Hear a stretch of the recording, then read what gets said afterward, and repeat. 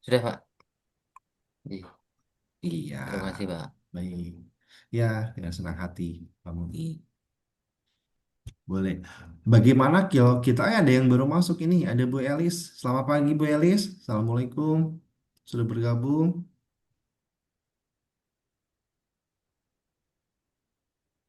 Sudah terkoneksi kah suaranya Bu Elis? Nanti boleh confirm ya kalau sudah ya Bu Elis ya. Kita akan mengawali nanti dari Pak Yusuf. Boleh mengawali diskusinya yang sudah ada di Pak Yusuf tentang terkait manajemen perubahan. Bagaimana? Boleh?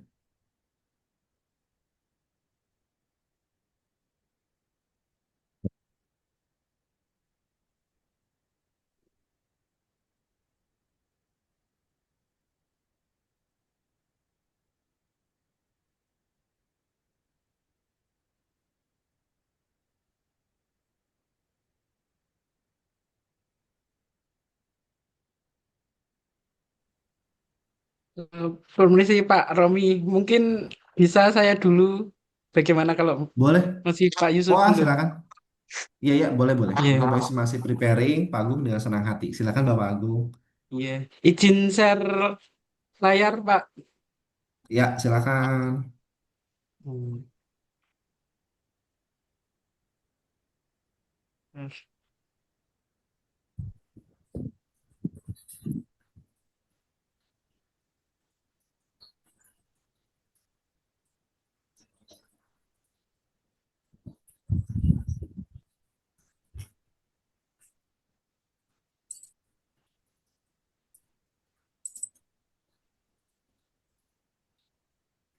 Apakah sudah nampak slide PPT Sudah, saya?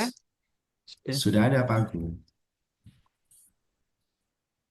Oke, saya awali. Assalamualaikum warahmatullahi wabarakatuh. Waalaikumsalam. Waalaikumsalam warahmatullahi wabarakatuh.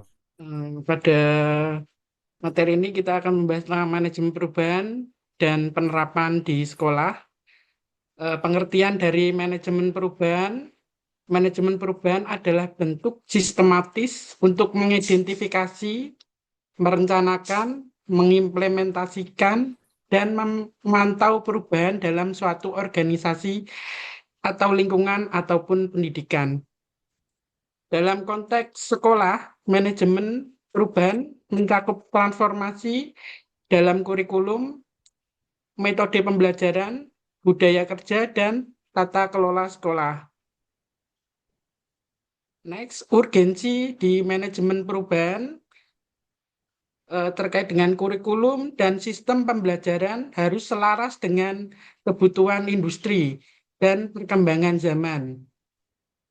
Kemudian, guru perlu meningkatkan kompetensi digital, pedagogik, dan keterampilan mengajar yang kreatif. Selanjutnya, sekolah harus membangun budaya inovasi, disiplin, serta kolaborasi dengan dunia usaha dan dunia industri. Tujuan manajemen perubahan yang pertama, meningkatkan mutu lulusan sesuai dengan standar kompetensi dunia kerja. Yang kedua, melakukan transformasi kurikulum berbasis Teaching Factory, Project Based Learning, dan kurikulum merdeka. Ketiga, memperkuat manajemen sekolah melalui digitalisasi, administrasi, dan tata kelola. Keempat, menciptakan budaya sekolah yang adaptif, inovatif, dan bertoleransi kerjasama. Kelima, meningkatkan profesionalisme guru melalui pelatihan teknologi pembelajaran dan kolaborasi dengan industri. Next, prinsip manajemen perubahan. Ada keterlibatan semua pihak terlibat, mulai dari kepala sekolah, guru, siswa, komite, hingga dunia industri. Kemudian transparansi, setiap proses perubahan dikomunikasikan secara terbuka. Fleksibilitas perubahan disesuaikan dengan kondisi nyata di sekolah. Keberlanjutan perubahan dijaga konsistensinya agar tidak hanya sementara. Berorientasi hasil, fokus pada kualitas lulusan yang unggul dan kepuasan mitra industri.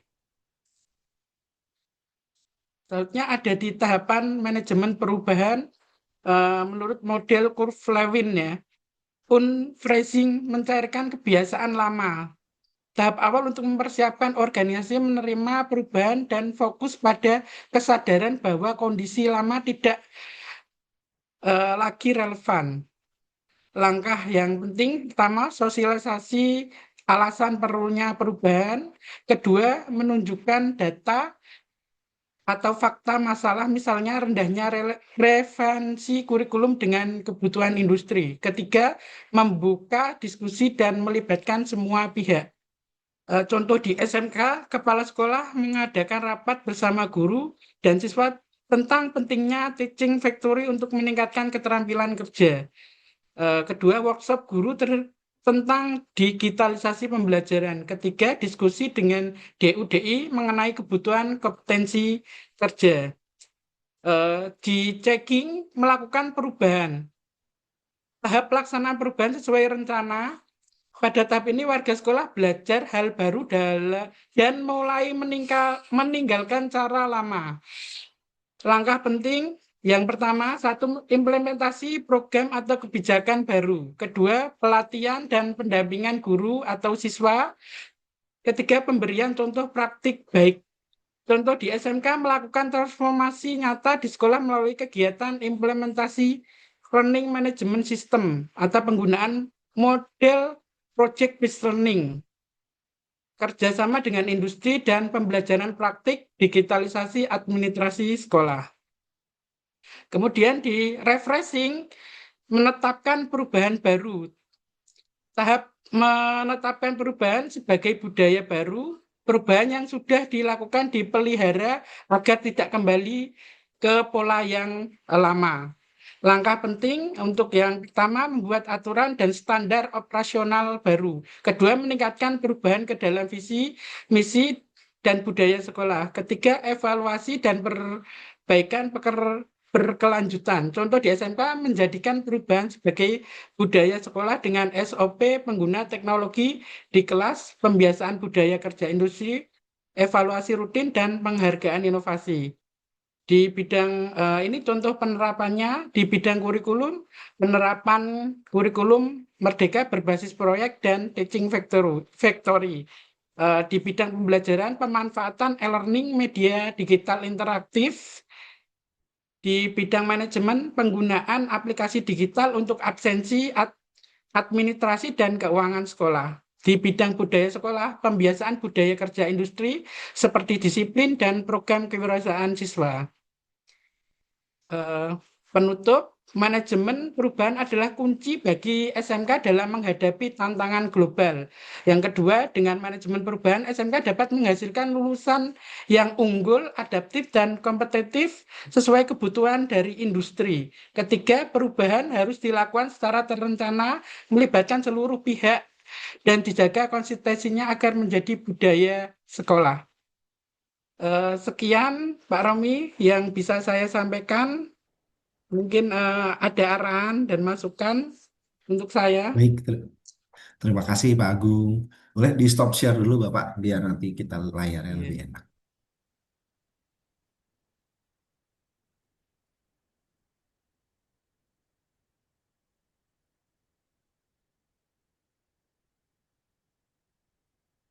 Baik, terima kasih. Pak Agung, saya konfirmasi, Pak Agung itu SMK mana ya gurunya Bapak? Maaf. Saya dari SMK Negeri Rengel Tuban, Pak Romi. Oke, baik, terima kasih. Eh, dari pengalaman Bapak, tantangan paling besar untuk di sekolah khususnya gitu ya, itu apa Pak? Misalnya terkait dengan perubahan, Kalau di boleh cerita. tantangan di SMK sendiri itu banyak sekali, Pak. Pertama, Hmm. yaitu terkait dengan sarana dan prasarana.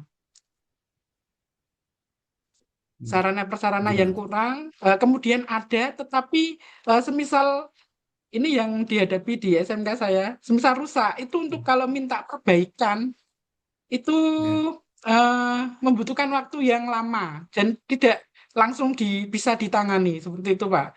Kemudian yang kedua Oke. terkait dengan kerjasama itu kadang ada yang biasanya yang sering disuruh itu ya ya itu terus gitu. Tidak tidak melakukan perollingan seperti itu, Pak. Oke, dua poin itu ya menjadi Iya, sudut pandang tantangan utama sarana prasarananya untuk prosedur ataupun birokrasi dari perbaikan, kemudian terkait kerjasama itu saja. Ya.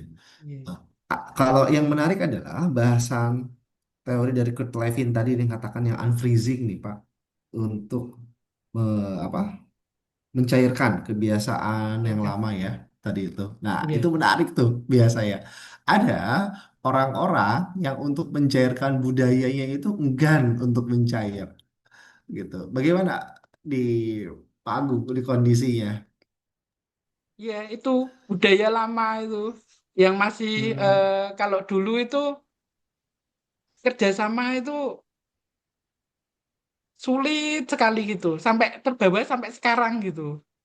Oh, Heeh. terkait Jadi kerjasama berarti ya yang itu. keenakan di zaman yang dulu sebelum kurikulum baru, perubahan baru, terus kemudian dari segi apa itu manajemen orangnya juga mungkin ada yang apa itu sepuh ya wis enak gini gitu seperti itu.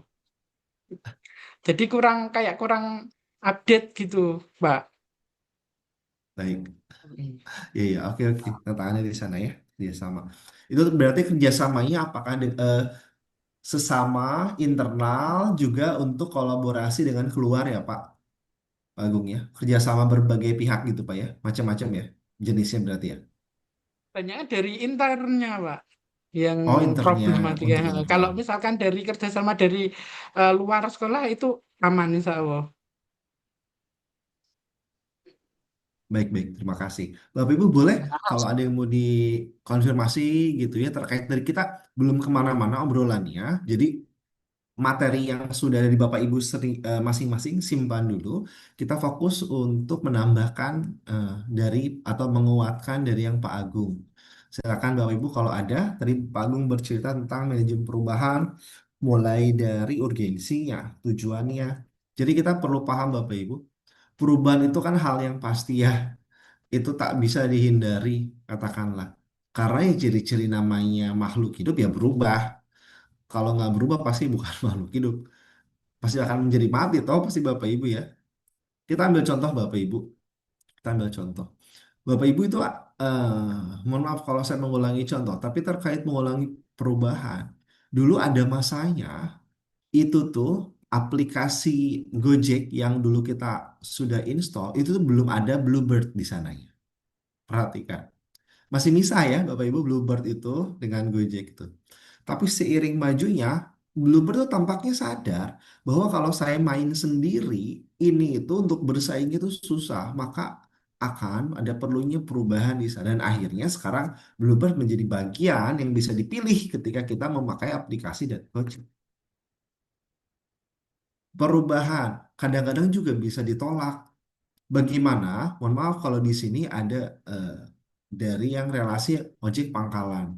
Ojek pangkalan menolak dari ojek online di Surabaya sendiri, daerah kemarin saya melewati daerah Medaeng, Sidoarjo, itu cerita di sana. Itu sempat ada tawuran Bapak Ibu di sana tuh katanya. Sampai-sampai katanya kalau orang yang naik atau penumpangnya ditarik helmnya katanya. Sampai sebegitunya. Artinya orang-orang tersebut yang terlibat melakukan blokade itu kan belum sadar terkait perubahan itu perlu. Terkait perubahan itu adalah sebuah keniscayaan. Sehingga apakah menjadi lebih oke apabila menolak? Ya jelas jawabannya bukan menjadi oke ya kalau ada perubahan. Kita ambil contoh sederhana Bapak Ibu. Kita mengalami masa ketika mau beli es batu beli ke warung ya Bapak Ibu ya. Beli gitu ke warung, beli es batu misalnya 2.000. Tapi semenjak ditemukannya adanya perubahan, adanya freezer, adanya lemari es, maka es batu tidak kita beli lagi. Tapi pertanyaannya, apakah di sana ada ibu-ibu warung atau bapak-bapak warung ini menjadi demo kepada pabrik-pabrik kulkas, pabrik-pabrik lemari es? Kan nggak demikian pola pikirnya. Maka ketika menemukan sebuah tantangan ataupun masalah disebutnya yang menjadi solusi bagaimana untuk upgrade diri, berubah. Bapak Ibu perlu kita ingat bersama, yang namanya masalah itu ciri-ciri ilmunya belum dapat, ilmu kita yang masih kurang. Ya kan? Coba anak-anak kita, Bapak Ibu, ketika usia mungkin anak-anak kita ketika usia berapa? 4 tahun, 5 tahun, menalikan tali sepatu menjadi masalah. Bisa stres anaknya, bisa tantrum gara-gara apa? Sulit menalikan tali sepatu. Tapi ketika usianya sudah 8 gitu ya mungkin ya atau mungkin 7, bukan lagi jadi masalah. Jadi kan pembelajarannya adalah masalah itu sebuah ciri khas, sebuah tanda ketika ilmunya masih kurang. Maka perlu adaptasi dengan upgrade ilmu dan melakukan perubahan. Kalau di sekolah Pak Agung tadi cerita, banyak ya, dia prinsip-prinsip perubahan ya, begini transparansi dan selanjutnya untuk apa? Tentu saja untuk ke adaptasi dengan perkembangan zaman kata Pak Agung. Kalau misalnya sekolah yang nggak adaptasi, ya bagaimana untuk menjadi terus survive dan berjalan. Silakan, Bapak Ibu ada tambahan dulu untuk yang materi Pak Agung atau ingin menguatkan sebagian sebelah mananya. Kalau ada boleh, saya kasih waktu dulu Bapak Ibu. Silakan. Baru bergabung ada Ibu Diani, Pak Ihvi, Pak Huda. Selamat bergabung Bapak Ibu. Pagi ini sehat Bapak Ibu kabarnya? Alhamdulillah sehat, Pak. Alhamdulillah sehat, Kak.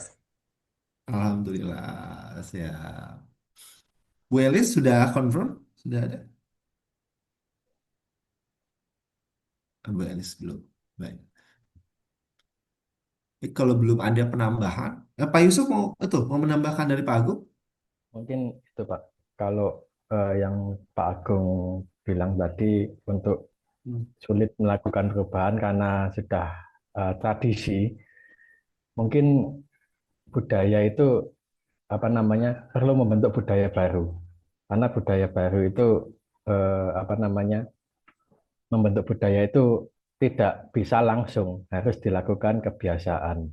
Dan seperti Pak Romi yang bilang tadi, harus menambah wawasan dan upgrade skillnya. Mungkin itu saja yang bisa saya tambahkan, Pak. Terima Betul. kasih. Terima kasih Pak Yusuf. Ya benar, Bapak Ibu. Benar yang dikuatkan oleh Pak Yusuf tadi. Nah, yang menjadi tantangan adalah Bapak Ibu, seringkali, mohon maaf, ini ujungnya kita berbicara mengenai pendidikan di keluarga awal. Organisasi itu paling kecil kan organisasi keluarga.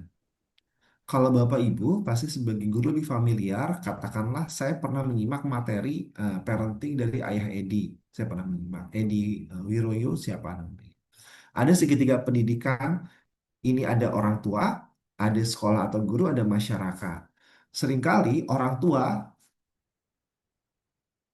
wah ternyata maaf, mohon maaf Bapak Ibu. Nanti kita kalau ini masuk ke link yang sama ya, ternyata ini ada mati. Sebentar, sebentar. Saya kira masih premium, kita hari ini habis. Sebentar Bapak Ibu. Oke, oke kita lanjutkan dulu. Hmm. Kadang-kadang orang tua menyerahkan pendidikan hanya ke sekolah saja menjadi bahayanya. Jadi ketika anaknya dianggap bermasalah, menyalahkannya ke sekolah ataupun orang tua. Kenapa anak saya seperti ini dan seperti itu? Kan tanggung jawab utamanya sebenarnya yang paling besar di orang tuanya kan di situ tuh. Jadi ketika ada anak-anak yang sudah dewasa, katakanlah itu enggan berubah, nah hati-hati. Nah, kita perlu mewaspadai jangan-jangan gitu ya. Pembiasaan untuk tak mau berubah itu dimulai dari kecil. Sehingga nanti ketika dewasanya itu menjadi sulit untuk beradaptasi. Bapak Ibu. Gitu. Makasih Pak Yusuf. Bapak Ibu mohon dikonfirmasi Bapak Ibu coba cek SSO. Kalau di Bapak Ibu bisa nggak SSO-nya? Kalau di saya sih belum berhasil. Coba Di mohon bantu Google Meet, Pak. dicek. Ya di Google Meet sudah bisa diakses belum yang Bapak Ibu? Sebentar, Pak. Kalau saya ngecek di saya kok error. Karena ternyata ini Zoom saya belum saya perbarui. Enggak apa-apa, Pak. Romi nanti sesuai waktu meet dulu, enggak apa-apa. Seingat saya mungkin meet yang sesuai apa namanya? Di Zoom ini dulu ini 40 menit ya durasinya. Ya, masih ada 10 lagi dia. Tadi ada pengingat kepada di layar. Hmm. Hanya saja ya ini. Berarti kan nanti kita mati dan tidak bisa masuk ke yang sama kan, Bapak Ibu ya. Oke. Dia butuh ada jeda biasanya dia itu. Kalau limitnya masih ada, Pak. Oh, ada, masih ada Oke, nanti ya nunggu link meeting-nya. bentar tak cek. Oke, saya nggak itu ya nggak di save si link meet ya. Oke, kalau masih ada, kalau nanti ini putus, Bapak Ibu, atau boleh di-share dulu ke chatnya, Bapak Ibu boleh di chat Zoom ini tolong dibagikan biar saya copy dulu, terkait dengan kode GCR ya, karena saya belum sempat nge-save. Oh, sudah disematkan di grup PTK WhatsApp, Pak Romi. Link Oh, sudah classmate-nya tadi. ada. Ada. Oke, sebentar ya. Ya, ini kurang 6 menit lagi untuk off apa namanya? Zoom. Oh iya iya, ada linknya di sini ya. Oh iya iya iya. Oke, baik. Biar nanti nyaman, Bapak Ibu, kita di sini eh, keluar ke Zoom-nya dulu ya, biar nanti enak jedanya kan baru Pak Agung yang bercerita. Kita masuk ke Jimit ya, Bapak Ibu ya. Oke. Baik, Siap, bisa Bapak. dipahami? Siap, Baik, Pak. ya mohon maaf ya, kurang nyaman ya. Silakan untuk meninggalkan. Bikin. Misalnya bikin eh, apa namanya proses kerja digitalisasi itu lebih efisien. Kolaborasi digital tadi. Jadi ini yang lagi tren, alat digital itu sekarang semua mengacu ke digital. Jadi kita bisa kolaborasi dengan alat digital. Mungkin kolaborasi bentuk tim kerja lebih efisien dan produktif, terlepas dari lokasi dan batasan fisik. Koordinasi lebih transparan dan pemantauan pekerjaan secara real time dimungkinkan oleh alat digital seperti aplikasi manajemen proyek, platform komunikasi, dan perangkat lainnya. Yang selanjutnya, tahapan manajemen perubahan. Menurut Kurt Lewin, manajemen perubahan memiliki tiga tahapan, yaitu yang pertama adalah addressing, yang artinya menyadarkan kebutuhan perubahan. Jadi, tahap mencairkan kondisi lama, di mana organisasi harus menyadari perlunya perubahan dan menyiapkan mental serta mindset anggota organisasi baru. Yang kedua, charging.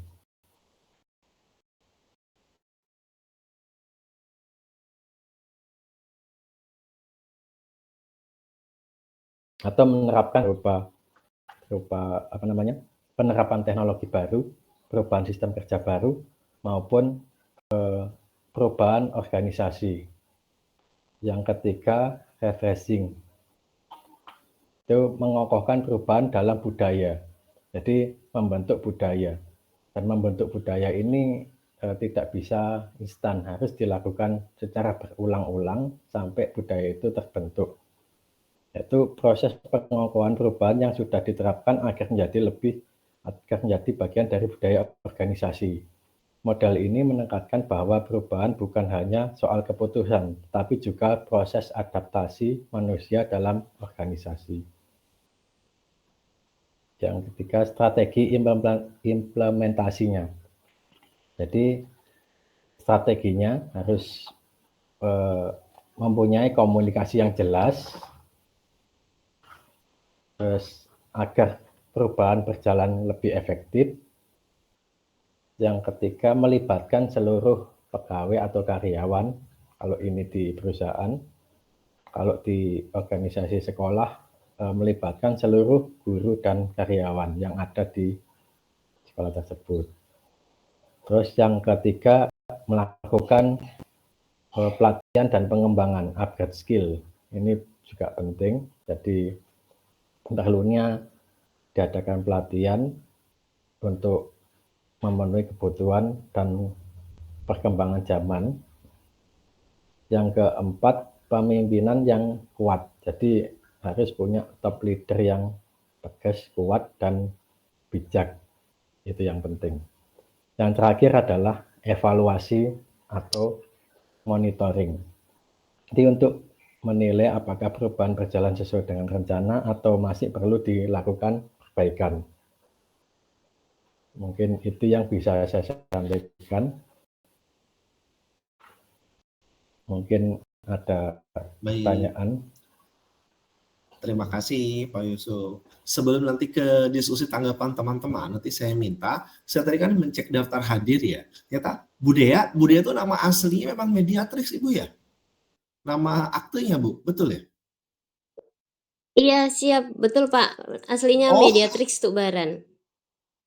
iya mohon maaf Ibu. Saya kira Ibu pakai akun dari kantor atau apa. Nama asli Ibu Dea. Ternyata bukan ya.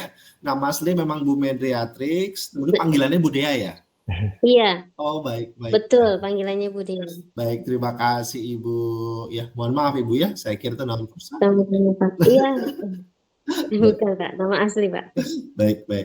Yaudah, kita lanjutkan kalau begitu. Ngobrol dengan Bu Dea dulu nih. Bu Dea tadi sudah lihat dari presentasinya Pak Yusuf. Bagaimana? Ada komentar Ibu terkait sudut pandang apa mungkin dari presentasinya bisa Ibu komentarin? Saya baru pertama bergabung, jadi masih belum tahu nih yang apa tadi yang disampaikan, tetapi melihat presentasi Bapak tadi itu sangat apa ya, dari tampilannya juga bagus, kemudian yang disampaikan juga itu sangat jelas seperti itu Pak. Tapi terus terang saya masih belum begitu connect begitu Pak. Ini karena tadi masuk itu kan langsung ternyata sudah mulai pembahasan. Jadi ini udah ada belum ada pembukaan materi, tadi terlambat bergabung karena tadi masih membantu teman untuk bergabung seperti itu Bapak. Jadi mohon maaf masih agak-agak belum ini Pak ini. Oh iya baik. Belum begitu apa namanya terkoneksi dengan pembahasan materinya. Baik Bu Dea. Hari ini yang baru selain Iya, Pak. yang baru Bu Dea saja atau yang ada yang baru lagi ya hari ini? Ada dengan Ibu Sriani, teman satu sekolah juga, tapi ada juga Oke. teman yang belum bisa bergabung karena belum di approve KRS-nya. Masih ada 2 teman yang ngambil mata kuliah ini juga, tapi KRS-nya belum disetujui, jadi belum bisa bergabung. Kalau yang saya Baik. tahu hari ini ada dengan satu Bu sekolah itu Sriani. ada dengan Bu Sriani. Baik. Bu Dea boleh berarti betul kata Pak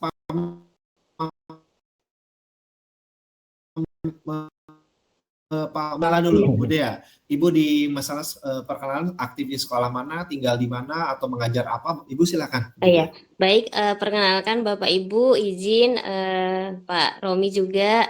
Nama saya Mediatrix Tubaran, biasa dipanggil Ibu Dea. Saat ini saya mengajar di SMK Negeri 1 Penajam Pasir Utara, itu dekat IKN. Kebetulan saya guru, iya di Kalimantan Timur. Kebetulan saya guru produktif otomotif. Kalau tinggalnya itu di Samarinda Bapak, jadi kalau ke Sepaku itu atau ke sekolah itu berangkat Senin, pulang Jumat, seperti itu. Jadi anak kos, seperti itu Bapak. Baik. Iya Ibu, luar biasa. Ibu, itu produktivitas otomotif itu Ibu ngajarnya bagaimana Bu? Apa saja yang diajarkan di otomotif itu? Kebetulan kalau sekarang saya mengajar di kelas 10 dan kelas 12. Kalau kelas 10 itu mengajar di dasar-dasar teknik otomotifnya, itu teknik kendaraan ringan dan teknik alat berat, seperti dasar-dasar engine, kemudian K3, terus penggunaan alat-alat bengkel seperti hand tools, power tools, kemudian alat ukur. Seperti itu Bapak. Terus kemudian kalau yang kelas 12-nya itu lebih ke konsentrasi keahlian. Hanya saja kelas 12-nya lagi prakerin. Jadi nanti setelah mereka pulang itu biasanya kita persiapan ke uji kompetensi. Ya ngajarnya seperti ya servis berkala untuk persiapan UKK-nya. Seperti itu Bapak. Ibu keren sekali, Ibu. Ya, Tidak Pak, coba biasa saja. saya penasaran, Ibu bisa tertarik ke otomotif gimana, Bu? Awalnya Ibu itu. Sebenarnya dulu saya karena kuliahnya teknik mesin Bapak, kemudian Oh, pada saat daftar jadi CPNS itu untuk waktu itu belum ada yang dari teknik otomotif dan persyaratannya teknik mesin, jadi saya coba coba untuk sana. mendaftar, iya, dan alhamdulillah lulus seperti itu Bapak. Baik, baik. Ini kalau Bu Dea nanti ke bengkel ya, nanti yang tukang bengkel bisa diajarin sama Bu Enggak Dea. juga seperti itu Bapak, karena kan tidak semua bagian-bagian di kendaraan itu kita menguasai semua, kan ada pembagiannya juga gitu Oh, ada Bapak. pembagiannya ya. Oke, Iya, baik. Terima kasih Bu Dea. Saya senang sekali sama-sama dengar. Pak. Iya. Ibu Suryani, boleh Ibu? Bu Dea sudah, Bu Suryani sekarang. Silakan, perkenalan juga Bu.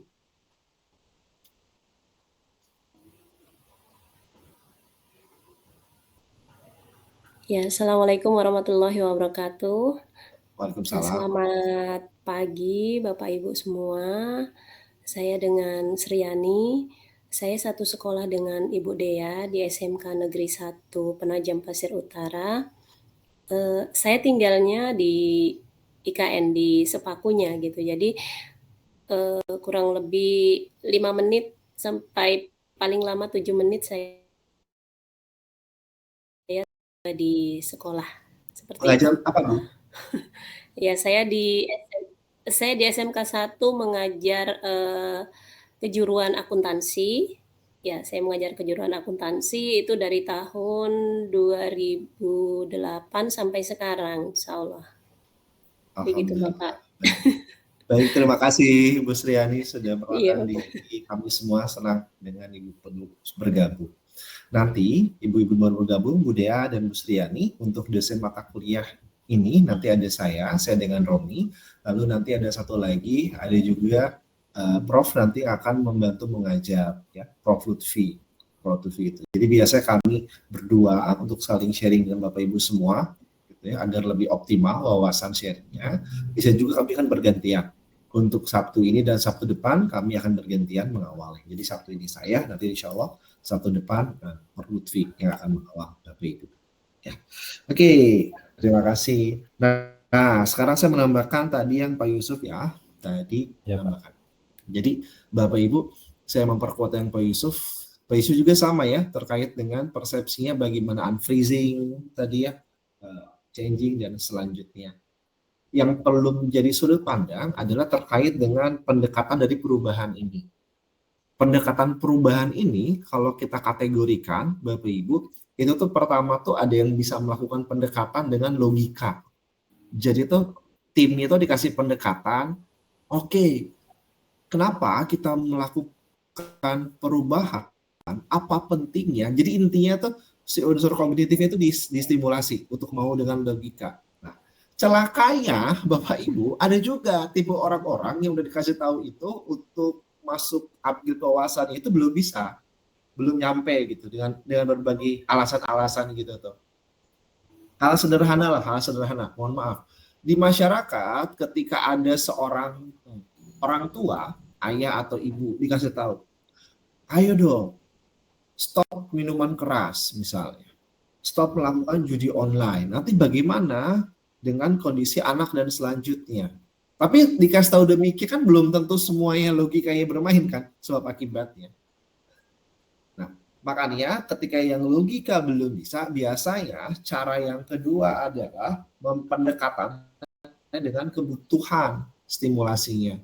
Oke, kebutuhan yang dipenuhi dengan kewajiban yang dipenuhi, hak dan kewajiban. Bapak Ibu pernah mendapat informasi tentang piramid Maslow belum? Pernah saya kasih tahu belum? Atau sudah tahu yang piramid Maslow? Saya akan konfirmasi. Belum ya? Baik. belum.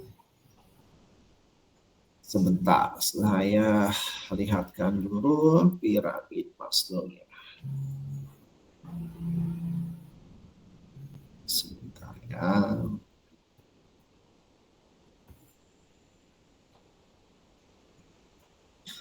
Piramid Maslow itu dari nama orang yang namanya Maslow di sana itu.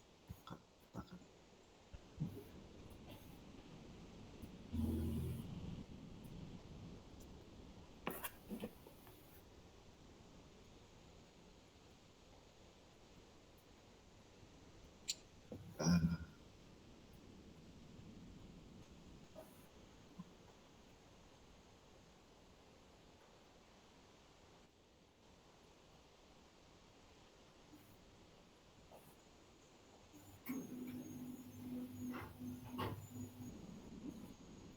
Oke, sudah berhasil membuka, tapi masih loading.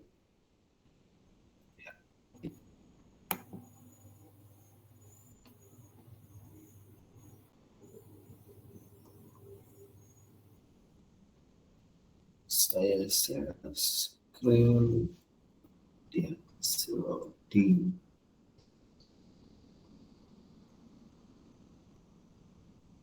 Nah, harusnya sudah muncul nih di depan layar Bapak Ibu nih. Bapak Ibu, ketika Anda, ini adalah piramid dari Maslow. Jadi sekali lagi subbab yang saya ingin kuatkan dari Pak Yusuf ini apa terkait dengan pendekatan perubahannya Bapak Ibu ya. Yang nomor satu, ada orang-orang melakukan perubahan itu bisa menerima dengan logika sebab akibat. Pendekatan yang kedua, perubahan itu dengan pemenuhan kebutuhan. Jadi stimulasinya dengan kebutuhan dipenuhi, maka ada perubahan yang dilakukan. Ada semacam janjian lah di sana. Apa kebutuhan dari manusia yang biasanya dipenuhi? Yang pertama itu fisiologis, kebutuhan fisik. Jadi ketika Bapak Ibu mempunyai tim di organisasinya, Bapak Ibu misalnya sebagai kepala sekolah gitu ya, sebagai seorang pimpinan, dari timnya penuhi dulu kebutuhan fisiknya. Tidur, untuk beli pakaian. Karena nanti ketika Bapak Ibu mengharapkan aktualisasi diri yang paling atas lebih tinggi dari seorang tim, itu akan dapat lebih optimal seandainya yang langkah-langkah bawahnya itu terpenuhi.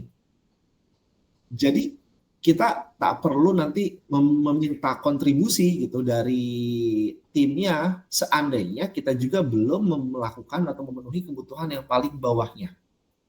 Ya, bawahnya dulu penuhin. Masa kita nanti mau kerjasama ternyata dia itu kepikiran makan dan minum dari keluarganya. Lah kan ini kebutuhannya masih butuh gitu ya. Penuhi dulu fisiknya. Oke, setelah yang kedua, kita sebagai pemimpin itu berikan rasa aman.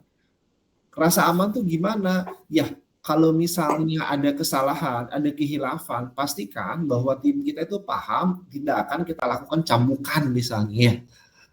Kan maksudnya ada rasa aman di sana. Bagi keamanan, peraturan stabilitas. Di sana juga ketika melakukan pendekatan ada emosi di situ.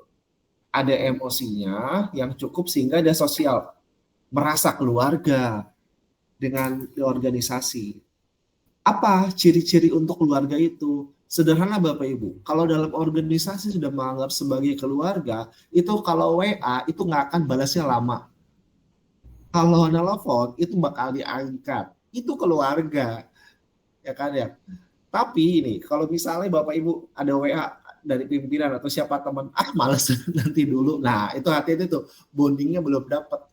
Ada telepon, terus dibalikin ke bawah. Saya tidak melihat ada telepon, misalnya. Nah, itu bondingnya belum dapat juga.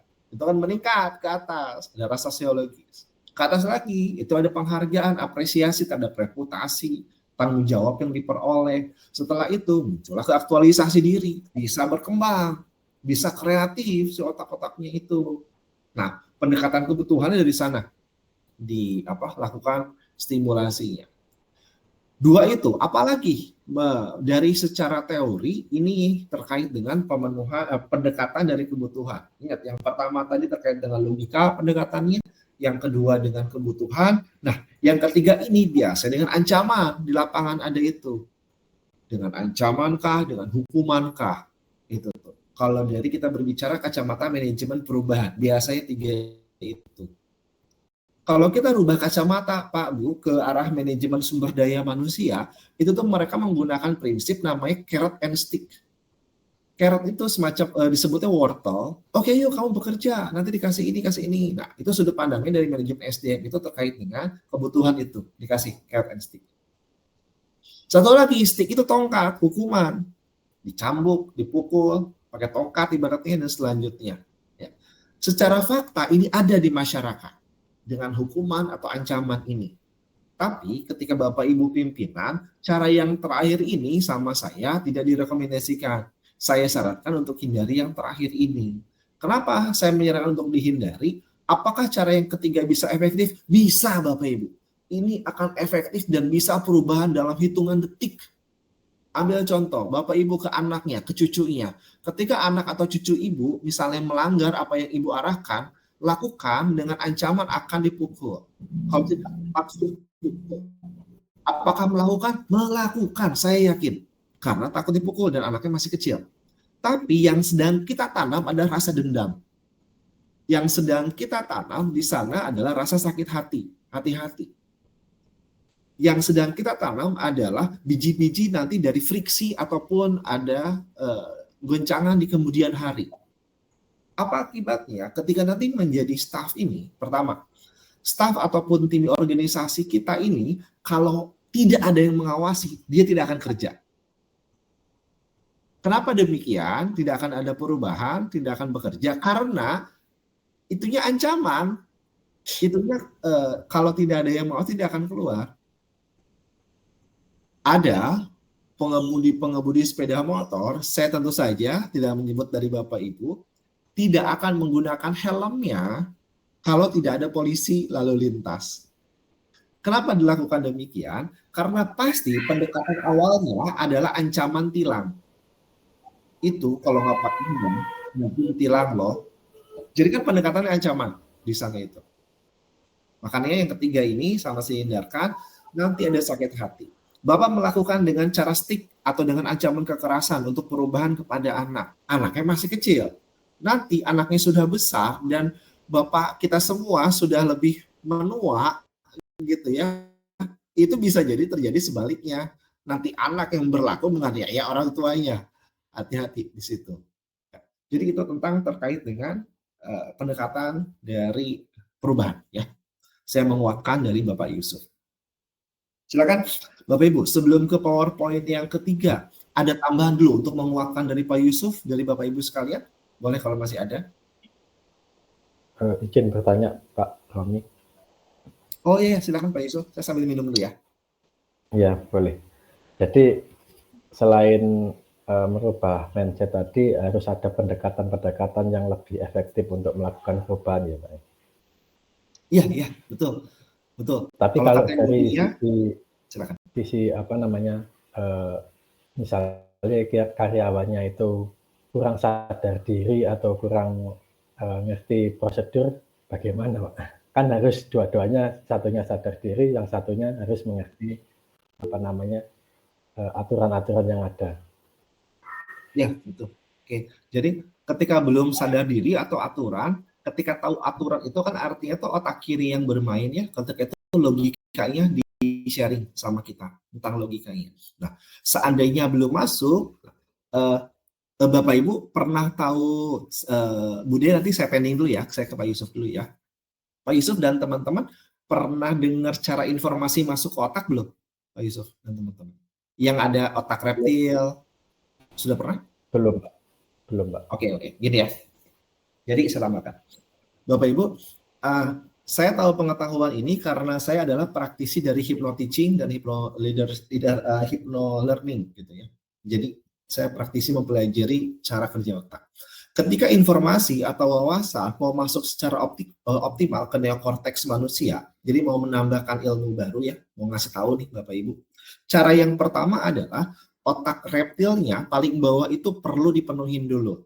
Otak reptil itu berbicara tentang apa? Menariknya sama seperti tadi yang Maslow. Otak reptil itu berbicara tentang kebutuhan fisik, tentang kebutuhan juga di sini rasa aman, rasa nyaman. Jadi ketika nanti Pak Yusuf mau mengedukasi kepada temannya itu, lagi ngobrol nih dalam ruangan, dipastikan dulu kondisinya kayak gimana, udah cukup tidur kah kemarin, dilihat, dicek, udah makan dan seterusnya, kita ngobrol gimana, lihat cuaca hari ini, si fisiknya kita pastiin aman dan nyaman dulu sebelum informasi masuk.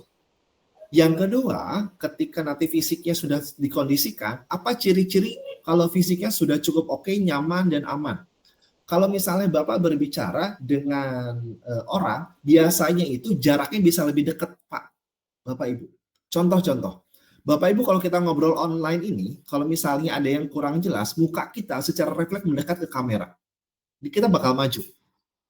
Seperti ini. Itu sebuah ciri-ciri kita tuh sudah membuka barrier kita, membuka pertahanan kita untuk mau mendekat ke orang. Sama ketika halangan orang tuh sudah merasa aman, sudah merasa nyaman, kalau ngobrol badannya bakal mendekat nanti ke Pak Yusuf. Anak kecil juga sama.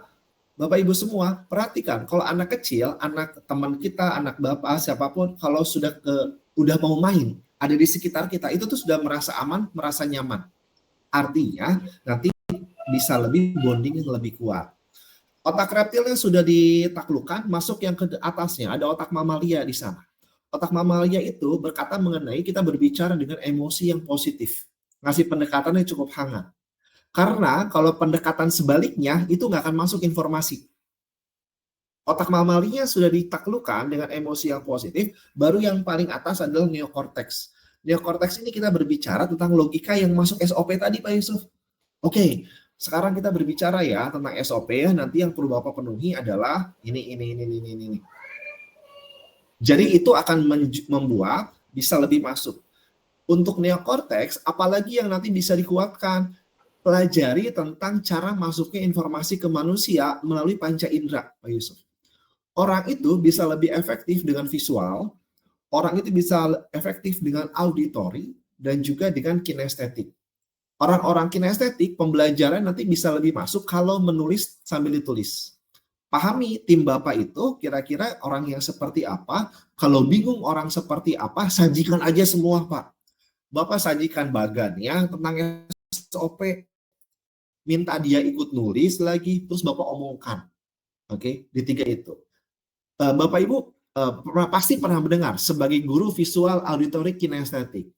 Yang biasanya jarang didengar seorang guru itu tentang gulfactory sama olfactory. Biasanya 2 ini tuh beberapa belum dengar. Gulfactory dan olfactory adalah berbicara ternyata orang juga ketika menyimak informasi masuk itu bisa terganggu atau efektif dengan indera penciuman hidung. Oke. Jadi ketika melakukan pendekatan, aroma tubuh, mohon maaf, bisa mempengaruhi teman bicara kita dalam menyerap informasi. Oke. Apakah, mohon maaf ya Bapak Ibu ya, keringat yang berlebih kah? Atau bahkan kalau parfumnya terlalu menyengat bagi orang lain. Itu juga bisa mengganggu dari konsentrasi orang yang kita ajak berbicara. Satu lagi adalah orang-orang yang pengecap lidahnya itu sensitif Pak Bu untuk mendapat belajar. Makanya ketika sensitif itu orang-orang ini pembelajarnya efektif untuk apa? Menjadi penyicip rasa kah? Kan ada tuh Bapak Ibu, mungkin ibu-ibu ketika mencicipi makanan itu tahu persis itu bahannya apa saja. Kalau saya nggak bisa Pak Bu, lidah saya tidak sesensitif itu. Artinya inderanya di sana sensitif. Tapi terlepas dari itu, kembali yang omongan Pak Yusuf tadi, ketika tadi untuk mempelajari SOP, intinya pastikan fisiknya dulu, emosinya cukup hangat, lalu yang ketiga informasi masuk. Informasi masuk, sajikannya dengan apa? Yang tadi, tadi visual, auditory, kinestetik, gulfactory, olfactory. Biasanya akan lebih masuk dengan cara apa? Pendekatan perubahan logika. Logikanya belum masuk oleh timnya Pak Yusuf, support dari kebutuhan yang tadi, yang Maslow. Oke, 2 itu. Gitu Pak Yusuf, bisa dipahami? Ya, baik Pak. Terima kasih atas masukannya. Ya, dengan senang hati Pak Yusuf. Bu Dea, silakan Ibu, ada yang mau dikuatkan dari Pak Yusuf, silakan. Ya, terima kasih Bapak. Sebenarnya bukan mau menguatkan Pak, tapi lebih saya yang punya pertanyaan atau mungkin unek-unek gitu Pak. Kenapa? Tadi ini mengenai perubahan Pak. Kan di suatu tempat atau di suatu perusahaan atau bahkan kalau di lingkungan kami kan di suatu sekolah. Kalau suatu sekolah itu mau maju kan berarti kan kita harus mau berubah gitu, termasuk guru-gurunya terutama gitu. Nah, tetapi kan karena kita tim tidak mungkin hanya 1-2 orang yang mau berubah gitu, harus semua. Tetapi bagaimana kalau misalkan itu masih banyak orang-orang yang tidak mau berubah? Tadi Bapak bilang pendekatannya itu melalui logika, kebutuhan, kemudian ancaman gitu ya. Nah, kalau saya melihat yang kebutuhan dari tadi piramid yang Bapak sampaikan itu Kalau saya melihat di lingkungan kami atau di teman-teman kami yang di sekolah seperti itu Pak ya. Sepertinya di kebutuhan tuh semestinya terpenuhi semua gitu Pak ya, secara fisiknya, kemudian apa tadi yang kedua itu rasa aman, kemudian sosionya, kemudian penghargaannya seperti itu Pak. Tetapi kenapa masih susah untuk berubah seperti itu Pak? Nah, apakah itu orang itu susah untuk berubah itu karena juga ada hubungannya memang sudah karakternya yang mereka sudah merasa, oh karena saking aman atau tidak mau keluar dari zona aman, jadi tidak mau melakukan perubahan seperti itu. Nah, itu sangat susah sekali, Pak, kalau suatu organisasi itu mau berkembang, tetapi ada tim-timnya yang tidak bisa diajak untuk melakukan perubahan gitu, Pak. Nah, apakah itu yang lebih ini ke logikanya kah? Atau kalau saya bilang tadi kan kebutuhannya insya Allah terpenuhi menurut saya gitu, Pak ya. Nah, kalau ke ancaman itu, iya hanya pada saat diancam saja memang baru berubah, tapi itu pun berubahnya karena berkaitan dengan, mungkin kebutuhannya seperti mungkin ancaman, kalau ke guru mungkin sertifikasi mungkin atau pemotongan insentif misalkan, tapi hanya saat itu saja Pak, tetapi setelah itu teratasi maka ya akan kembali lagi ke pola lamanya gitu Pak. Nah, yang mau saya tanyakan ini yang paling utama harus kita lakukan untuk orang mau berubah ini mau yang logika kah, kebutuhan kah, atau ancaman kah pendekatannya gitu Pak? Atau memang karakternya orang itu yang harus ya kita juga nggak bisa mungkin merubah karakter orang gitu kan Pak, karena itu sudah bawaan gitu kan Pak ya. Jadi kalau bukan orang itu sendiri yang mau merubah pola pikirnya, ya menurut saya mungkin agak susah, Pak. Mungkin gimana, Pak, pencerahannya, Pak? Mohon, Pak. Seperti apa nih, Pak? Itu seperti kayak yang ya yang kami alami lah dan saya alami juga gitu. Ternyata susah sekali untuk membuat orang itu mau berubah gitu loh, Pak. Terima kasih, Pak. Baik, terima kasih Bu Dea. Nah, ini Pak Agung yang tadi di awal Pak Agung ya, sempat kita ngobrolkan ya di situ ya. Nah, boleh teman-teman kasih masukan dulu buat Bu Dea. Nanti saya akan juga ikut ngasih, tapi rasanya kita perlu bareng-bareng nih. Siapa yang mau duluan buat kasih Bu Dea sharing? Siapa tuh pernah kejadian sama gitu kan di sekolahnya itu sudah ada solusi, boleh dong sharing ke Bu Dea untuk menjadi pencerahan nanti di IKN ini. Boleh, siapa yang mau? Boleh. Siapa? Pak Ivi, Bu Diani, siapa Bu Elis, boleh kasih masukan. Pak Sudarto, Pak Indra, boleh Pak Mui, silakan Pak Mui, dengan senang hati silakan Pak.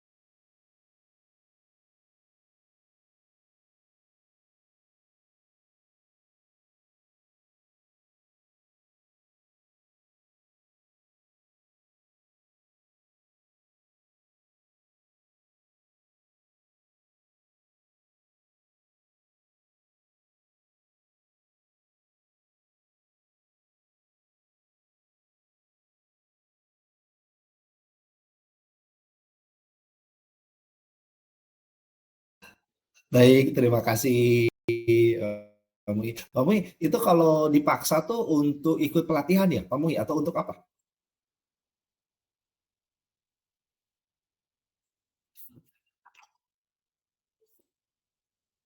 Oh, ikut untuk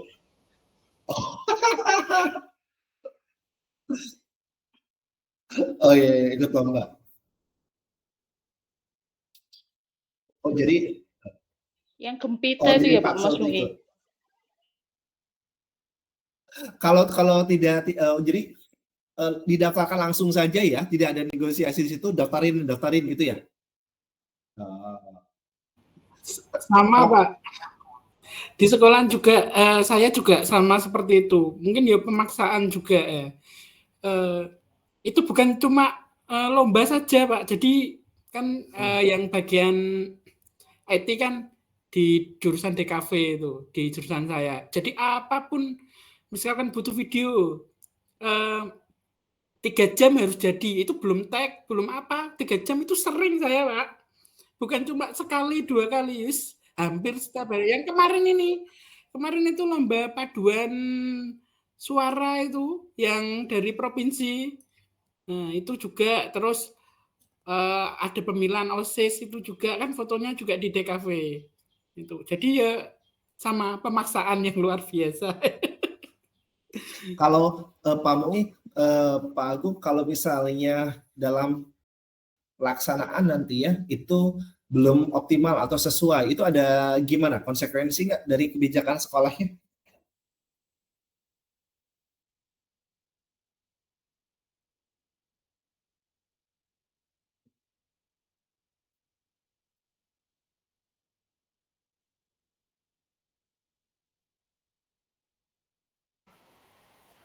Oh, oke. Yang penting gugus tugas dulu, Pak ya. Itu kalau Ya. di cabang dinas saya, sekolah yang tidak mengumpulkan itu bakal di list, Pak. Misalkan SMK Negeri Rengel tidak mengumpulkan, nah itu kepala sekolahnya yang apa itu malu masuk list daftar tidak mengumpulkan seperti itu, Pak, atau tidak mengikuti kegiatan. Baik. Terima kasih Pak Agung, Pak Mui, Pak Yusuf. Boleh ada lagi saran-saran buat Bu Dea dari pengalaman sekolahnya ketika ada orang dalam kondisi Bu Dea, ada lagi silakan kalau ada.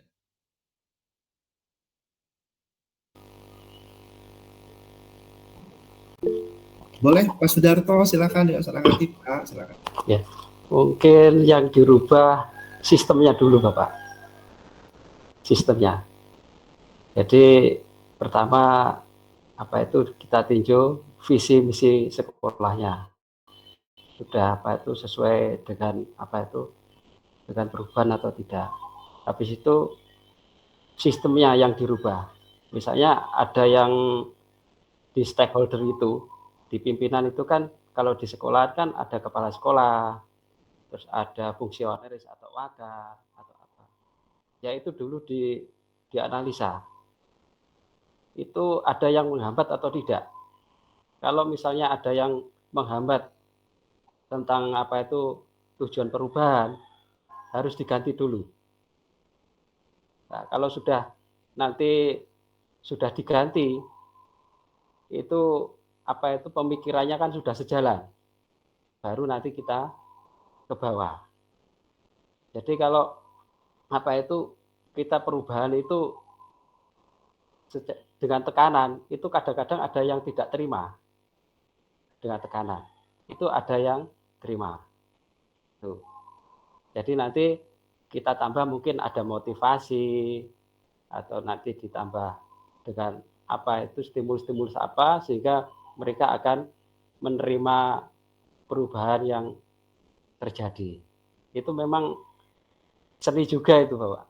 Seni karena kita harus mengetahui karakter yang ada di yang kita pimpin misalnya. Karakternya seperti apa? Kalau tidak mengerti tentang karakter, kita akan berubah itu susah. Kita ketahui dulu karakter apa itu yang akan kita rubah. Habis itu kita arahkan pelan-pelan. Tapi cara mengarahkannya itu sistemnya dulu dirubah. Kalau sistemnya tidak dirubah, kita susah berubahnya. Mungkin itu Pak.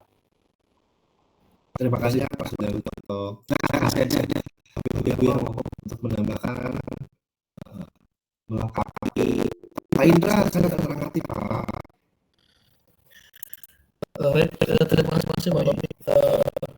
Menambah yang disampaikan Mas tadi, saya ingat kata-kata paksa itu. Jadi sebenarnya tergantung dengan sebenarnya pimpinan ya. Jadi kepala sekolah manajemen bagaimana ataupun gaya kepemimpinannya bagaimana itu sangat pengaruh sekali dengan anak buah yang ada di bawah. Bagaimana program itu bisa berjalan dan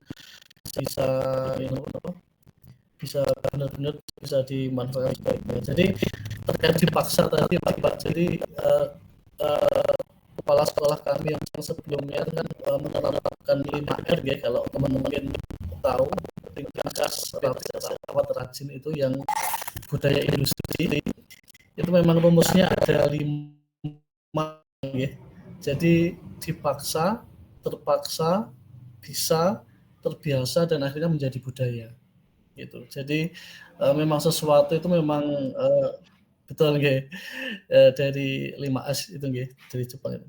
Jadi dipaksa, kemudian kalau sudah dipaksa itu merasa terpaksa, kemudian setelah terpaksa mereka menjadi bisa, akhirnya lama-lama menjadi terbiasa, dan akhirnya menjadi budaya gitu. Mungkin dari saya itu cukup sekian. Terima kasih Pak Indra, 5R-nya. Silakan, masih ada Bapak Ibu menambahkan? Tidak ada. Silakan Pak Ivi.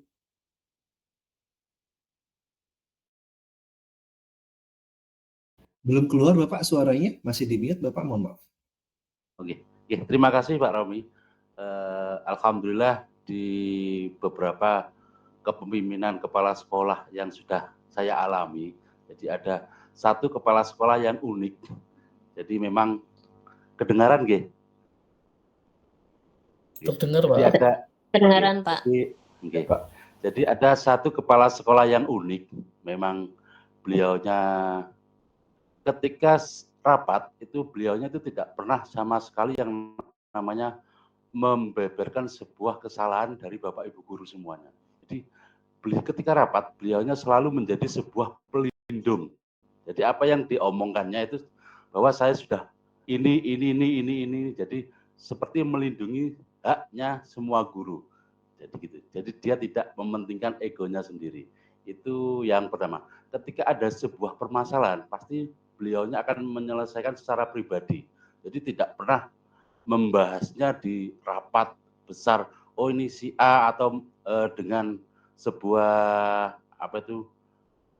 analogi dan lain sebagainya. Jadi beliaunya selalu menyelesaikan secara pribadi dan saya melihat itu tuntas. Nah, jadi ada dulu yang merasa gurunya itu grup-grupan atau saya tidak mau dengan A, si B, si C, itu ternyata sudah mau berbaur kembali karena ada efek tadi. Jadi tanpa adanya sebuah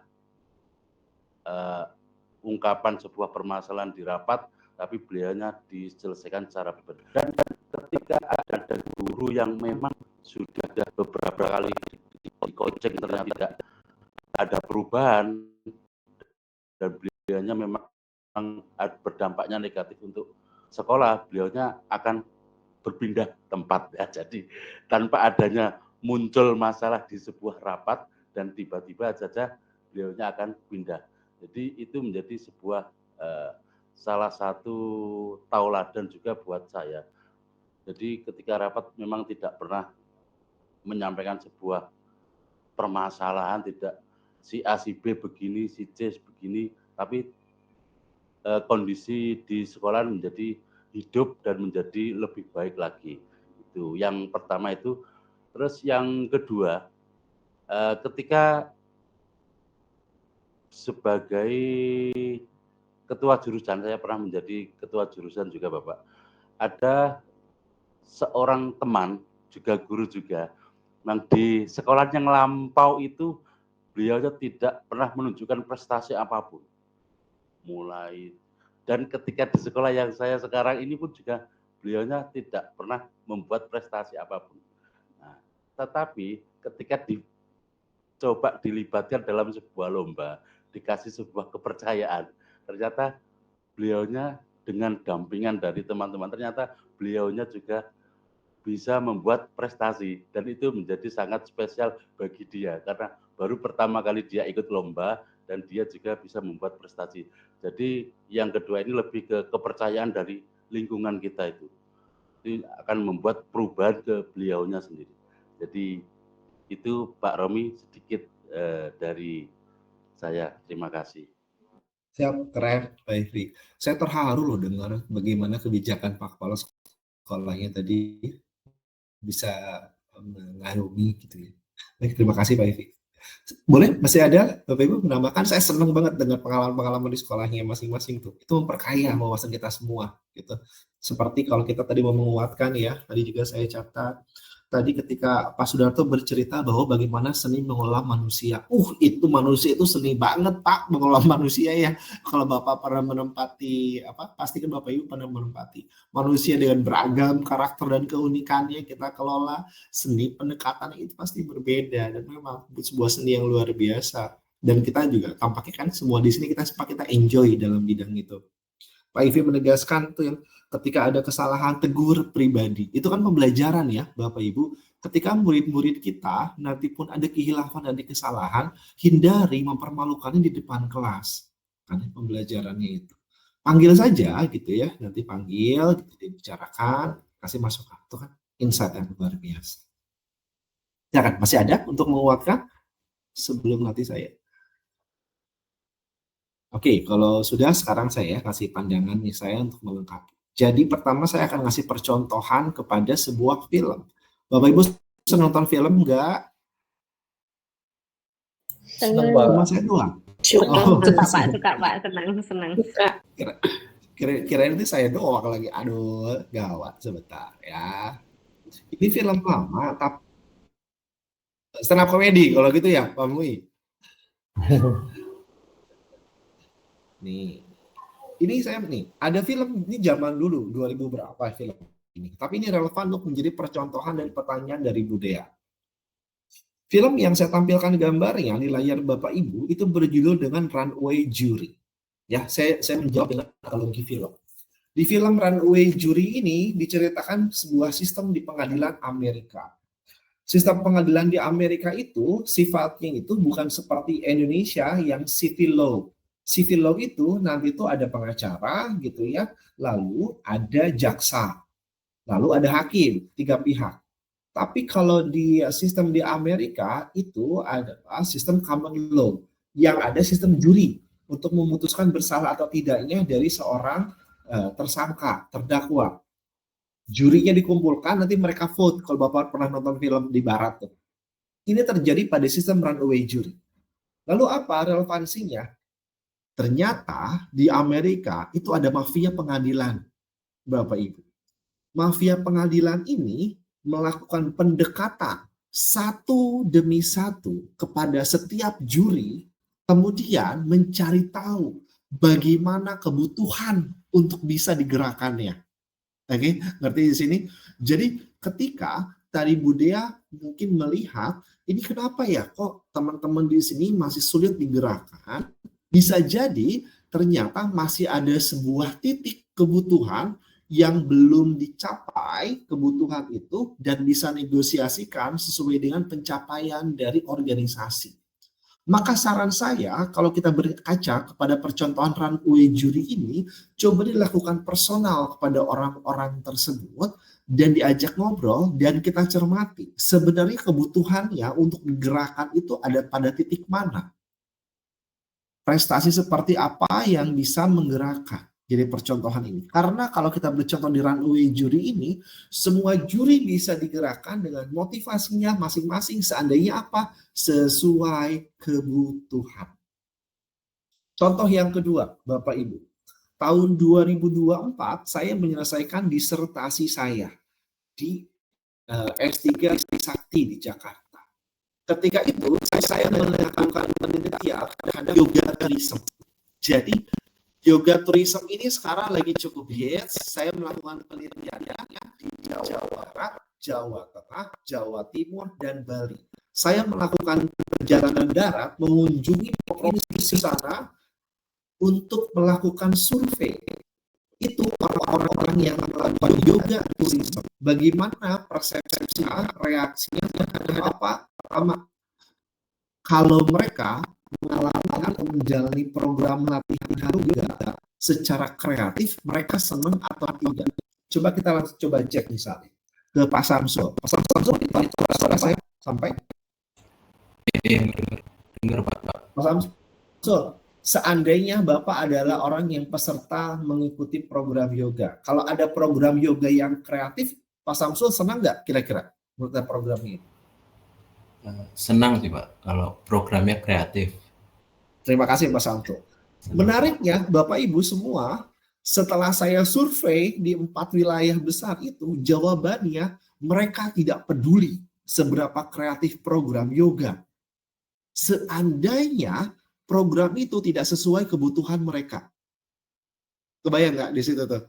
Jadi tuh ada misalnya yoga di pinggir pantai, misalnya itu yoga ketika matahari tenggelam, yoga di gunung, dan selanjutnya. Tapi semua programnya itu tidak membantu. Ada pose yang ngobatin sakit punggung, sakit pinggang misalnya. Mereka nggak butuh keindahan-keindahan atau minuman-minuman rempah hangat itu kalau misalnya kebutuhan mereka tidak dipenuhi.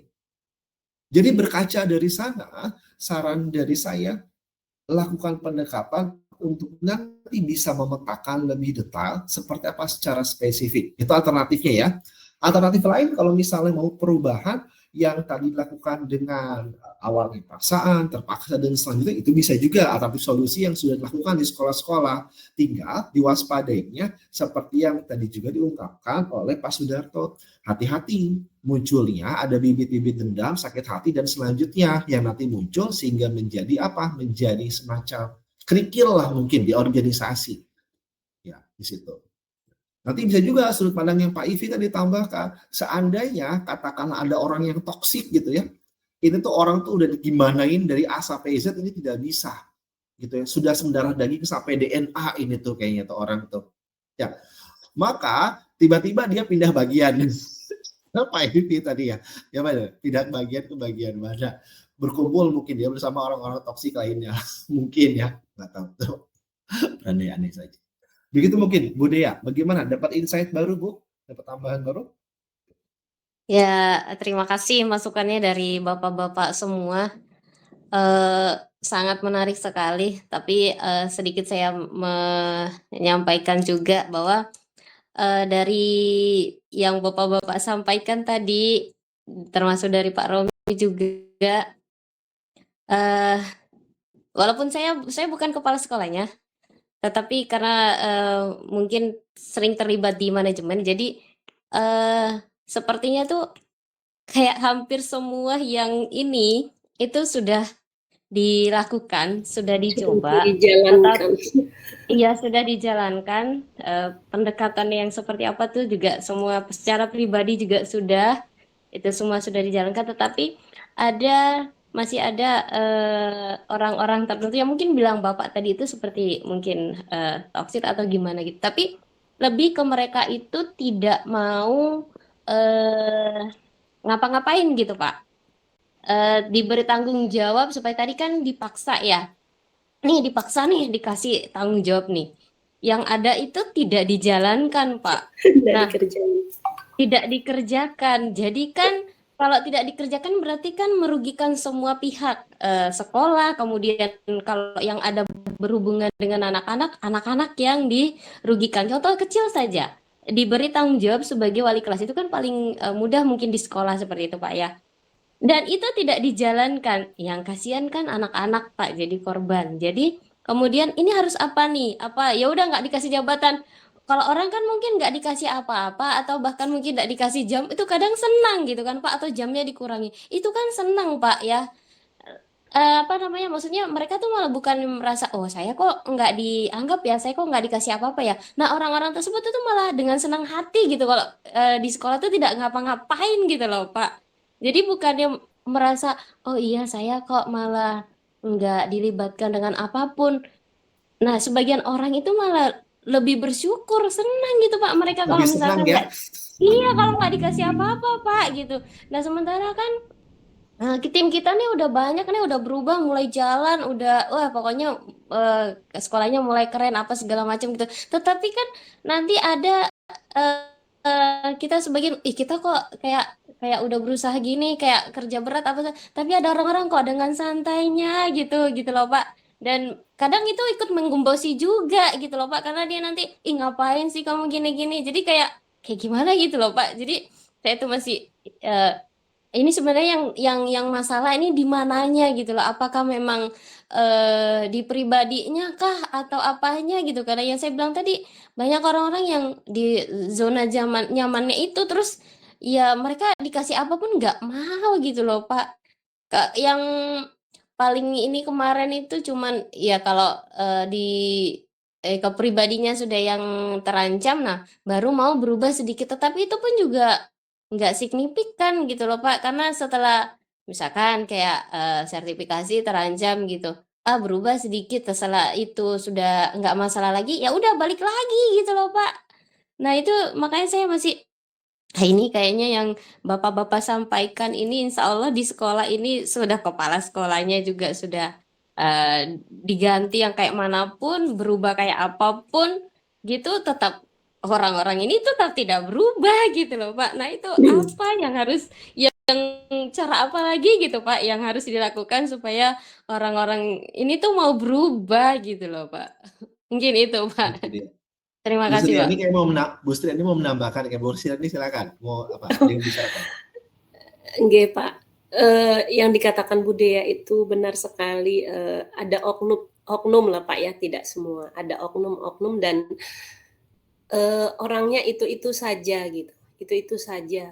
Diberikan tugas apapun, udah tanggung jawab apapun tidak dia laksanakan gitu. Bahkan tugas mengajar pun kalau saya kan ada piket untuk piket untuk kelas, keliling kelas gitu. Di tempat kami itu ada piket untuk kayak memata-matai guru mengajar atau tidak gitu kan. Terus siswa siapa saja yang tidak masuk itu saya selalu bertanya, ini mana gurunya? Nanti Bu datang kalau pas sudah jam mau berakhir. Ada yang seperti itu. Dan itu saja. Kemudian saya laporkan, ditindak, siap-siap, jawabannya siap-siap, itu saja dari oknum tersebut. Dan tidak berubah sampai sekarang gitu. Terus kemarin juga ada pemanggilan, bahkan sampai dilaporkan ke dinas. Dan nggak ngerasa, malah akhirnya berbicara di grup masalah kinerja. Dia membahas masalah kinerja, saya bilang ini orang nggak sadar ya, kinerjanya nggak baik, tapi bicara masalah kinerja gitu. Jadi sudah diambil tindakan berbagai macam cara seperti yang disampaikan Bu Dea, tapi tetap saja gitu Pak. Dan kami ini merasa heran gitu. Kemudian kembali lagi ke ini, sampai halal dan haramnya itu sampai dibahas sama kepala sekolah.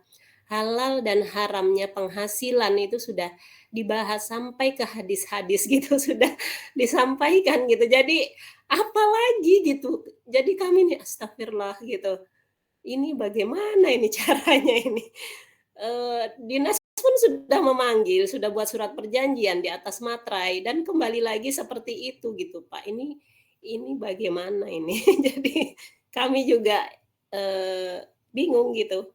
Ya walaupun kami bukan kepala sekolahnya, cuma kami ya seperti itulah, tahu gimana kondisi gitu. Sudah ganti kepala sekolah pun tetap gitu Pak. Dan ini mau ganti kepala sekolah lagi, ya mudah-mudahan bisa berubah, tapi dari kami lihat dari orangnya ini kayaknya ya, tapi memang tidak boleh berkecil hati Pak ya, tapi mudah-mudahan kepala sekolah baru nanti bisa merubah semuanya gitu. Karena ini kan ibaratnya SMK kami ini berada di ring 1 gitu. Jadi pusat perhatian dari masyarakat juga gitu, dan pejabat-pejabat yang datang selalu soannya ke kami gitu. Nanti jadi akhirnya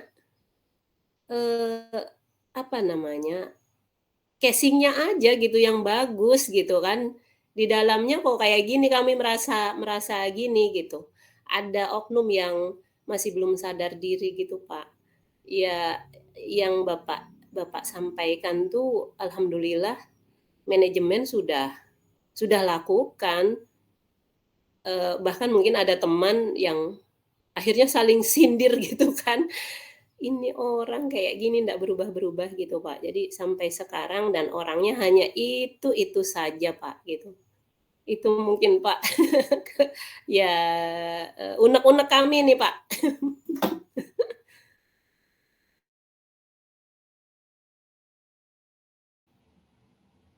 Baik, sebentar.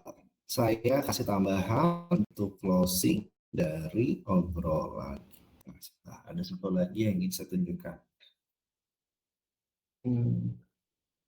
Bapak Ibu ya, saya loading.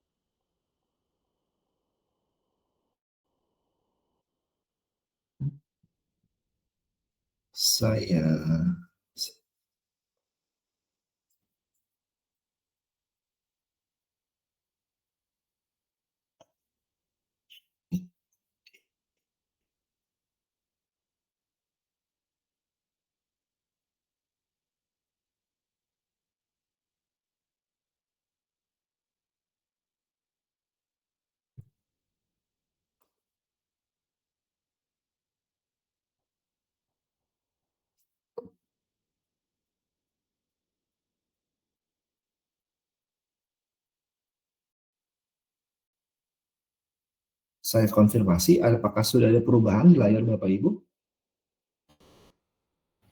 Ada Pak. Sudah, Ada. ada. Sudah Pak. Udah kan? Oke, di saya ini membuffering soalnya. Jadi gini Bapak Ibu, mungkin sudah ada yang pernah melihat ini, izin saya menguatkan lagi saja Bapak Ibu. Ketika terjadinya sebuah peristiwa karakter, emosi atau apapun yang kita lihat di depan kita, itu merupakan gambaran dari pembentukan masa lalu yang ditampilkan di layar ini, ya, yang ada di foto ini. Ketika tadi katakanlah ada orang yang seperti demikian diceritakan tadi ya oleh Ibu Dea, gitu ya, jadi awalnya oleh Ibu Sriani, maka ketika SOP dari sekolah semua sudah dilakukan untuk sampaikah membuat konsekuensi dari orang tersebut, ini masih belum berhasil. Saran dari saya adalah orang itu butuh diterapi, Bu, Pak, orang ini tuh. Kenapa saya bisa katakan demikian? Seperti gini, Bapak Ibu. Ketika ada orang yang meluapkan emosi marahnya dengan luar biasa, kita akan mencap bahwa orang itu adalah orang yang pemarah. Yang sedang kita lihat sebenarnya adalah puncak gunung es dari emosi amarah yang menumpuk itu. Di bawahnya tersembunyi ada emosi kekecewaan, ada emosi rasa malu, ada emosi bersalah, kutumpukan-tepukan emosi dari masa lalu yang memunculkan ujungnya keluarnya jadi marah. Sebenarnya kalau orang sedang marah-marah kepada orang lain, dia itu sedang marah kepada diri dia sendiri, prinsipnya dalam dunia terapi itu. Ada hal-hal yang belum bisa berdamai dengan dirinya. Dari kondisi itu, katakanlah ada sesuatu yang dari karakter itu memang perlu untuk dilakukan terapi. Katakanlah secara kasarnya itu orang butuh dihipnoterapi tuh kayaknya orang-orang bisa. Ya, jadi ketika orang-orang itu mau dilakukan pendekatan dari cara-cara SOP itu belum berhasil, coba di tim sekolah bisa jadi ada sebuah tim yang nanti untuk membantu kasus-kasus seperti demikian. Nanti kan ujung-ujungnya tim ini akan bisa menguatkan motivasi, termasuk untuk yang ini mencari tahu kira-kira masalah ada di masa lalunya sebelah mana, ada program error apa di masa lalunya sehingga dia enggan untuk memenuhi sebuah perintah atau bersikap seperti demikian. Ya, jadi harapannya di sini ketika ada di bawah ini ada reprogramming, ada program ulang ini bisa membantu nanti untuk lebih lancar dari organisasi. Itu barangkali Bapak Ibu ya penutup untuk kita sudah 8.40 tanpa terasa begitu menyenangkannya diskusi pagi hari ini. Alhamdulillah. Yang baru diskusi baru 2 ya tadi ya, baru Pak Agung dengan Pak Yusuf ya.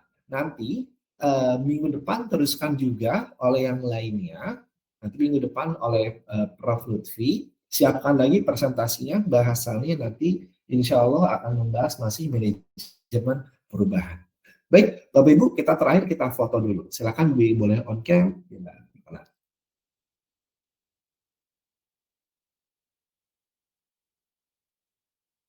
Kita silakan foto dulu. Di saya pada mati kan jaringan saya lagi error nih, atau Bapak Ibu sudah membuka belum? Di saya baru Budaya.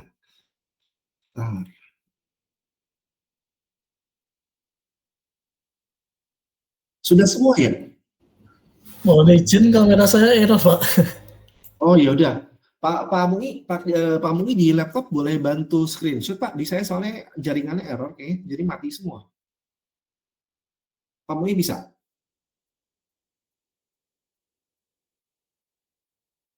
Kasih aba Bapak ya, di unmute dulu suara Bapaknya, lalu tolong fotokan.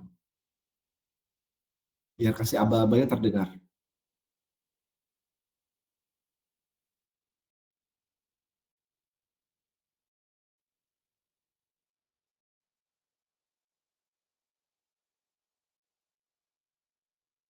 Beneran? Mari.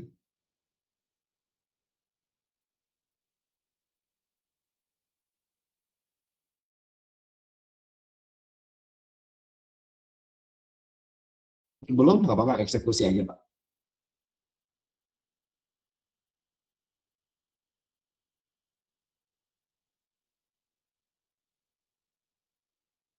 Ya, nggak apa-apa. Kalau sudah berhasil, aman satu aja. Terakhir saya tag Budaya dan Purusirani belum masuk ke grup berarti ya? Belum, Pak. Belum. Belum, Pak. Belum. Tolong infokan nomornya di chat dulu di sini sebelum kita bubar. Pak Yusuf tolong masukkan ya, Bu Suryani dengan Bu Dea ya. Silakan, nomornya dimasukkan dulu di grup di chat di sini. Nanti sama Pak Yusuf nanti dibantu. Pak Yusuf Ya, ini ketua kelas kita, Bu Suryani dan Bu Dea. Jadi nanti Pak Yusuf nggih. Iya.